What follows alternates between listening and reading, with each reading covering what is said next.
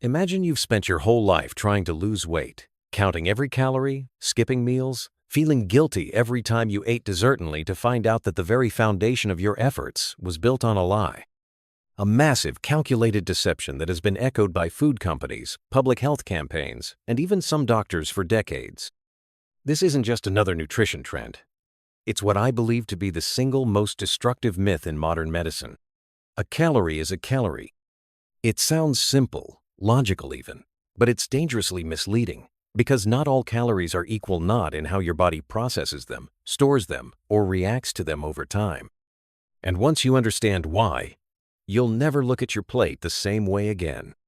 I'm Dr. Deep Dive, a practicing internist and metabolic researcher for over 30 years.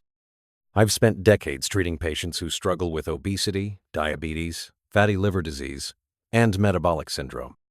And today, I want to take you behind the curtain to expose what's really going on with your food, your hormones, and your health. The myth that built a billion-dollar industry. The phrase, "a calorie is a calorie," was never a scientific truth. It was a convenient slogan that let food companies off the hook. By framing weight gain as solely a result of too many calories and too little exercise, they shifted blame entirely onto the individual. It goes like this. You're fat? It's your fault.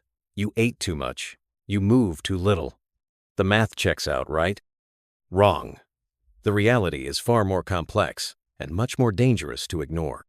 Food manufacturers embrace this oversimplification because it let them keep selling ultra-processed, chemically altered, and sugar-loaded products under the guise of portion control. As long as the calorie count looked right on the label, they claimed it could fit into a balanced diet. But calories don't exist in a vacuum. They come packaged in proteins, fats, and carbohydrates, each of which interact with your hormones, metabolism, and microbiome in drastically different ways. Let's break this down using science, not slogans. Why almonds reveal the truth. Take a handful of almonds. Roughly 160 calories, right? But here's the twist. Your body only absorbs about 130. Why? Fiber. Almonds contain both soluble and insoluble fiber. Insoluble fiber acts like a net, slowing down digestion. Soluble fiber acts like glue, plugging that net and making it harder for sugars and fats to slip through your intestinal wall. That means fewer simple sugars reach your liver, less stress on your insulin response, less fat production, less inflammation, more metabolic health. And the remaining 30 calories? They pass on to your gut microbiome, 100 trillion bacteria in your intestines that actually need those nutrients. So technically, those 30 calories don't even count as yours. This proves a crucial point. What you absorb is far more important than what you eat. That's why the calorie label on a bag doesn't tell the whole story. Protein. Not just calories, but chemistry. Now let's talk protein. Both protein and carbs contain 4 calories per gram, but if you eat 100 grams of protein versus 100 grams of carbs, your body responds in completely different ways.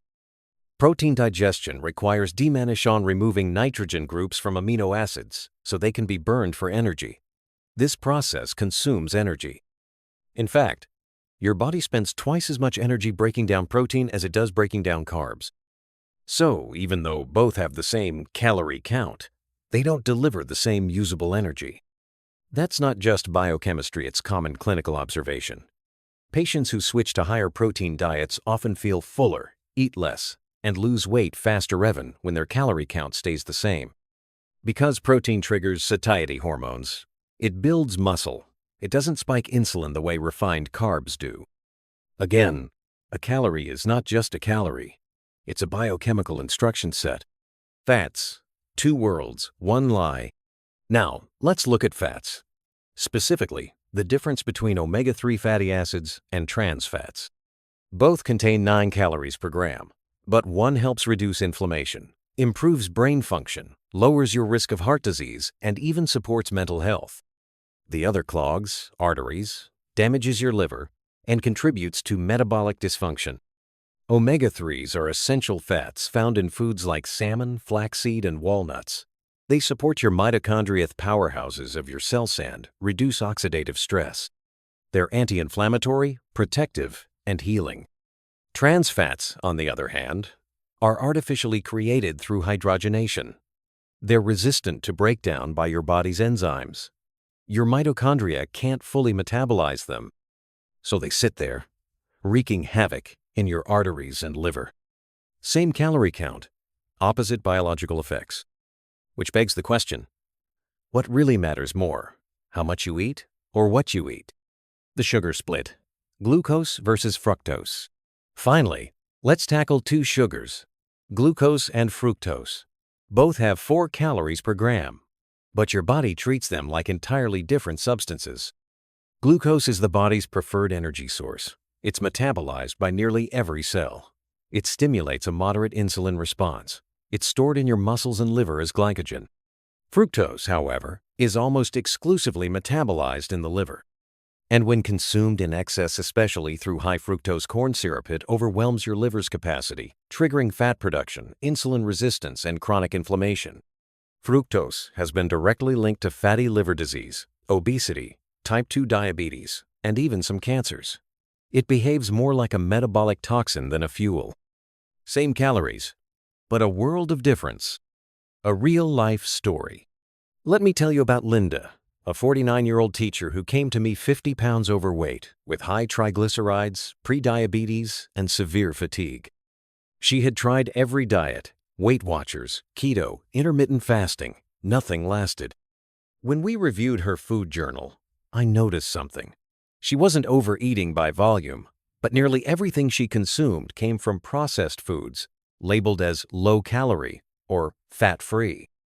No one had ever explained to her that her 100-calorie snack bars, her sugar-free yogurts, and her diet sodas were feeding inflammation, harming her liver, and wrecking her microbiome. We revamped her plan. Whole foods, healthy fats, lean protein, fiber-rich vegetables, and minimal added sugars. She didn't count a single calorie. 3 months later, she had lost 18 pounds. Her blood sugar normalized, and her energy soared.